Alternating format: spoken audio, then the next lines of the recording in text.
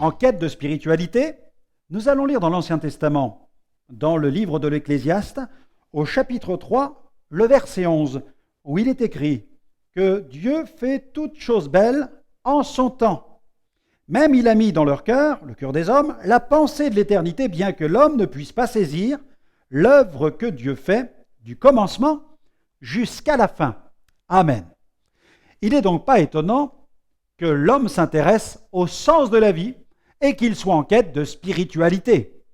Conscient que cette quête de spiritualité est toujours présente chez l'homme moderne, les promoteurs de l'occultisme ont flairé un marché porteur.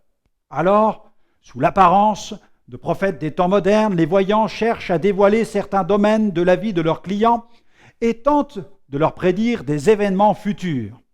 Ainsi, désireux de trouver des réponses aux grandes questions de la vie, nos contemporains tombent dans les mailles du filet de l'oiseleur et se laissent entraîner dans une spirale infernale. Le malin, qui est le séducteur des âmes, œuvre de telle manière à pousser les hommes dans les pratiques occultes afin de les plonger toujours plus dans les ténèbres.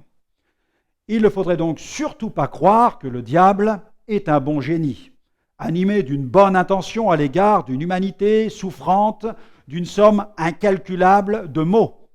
La nature du diable ne changera jamais. Il n'y aura jamais rien de bon en lui.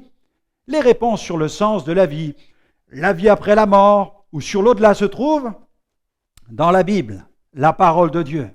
Chercher à découvrir son destin dans une boule de cristal ou dans un jeu de tarot est illusoire, car ces pratiques sont clairement dénoncées par la Bible, la parole de Dieu.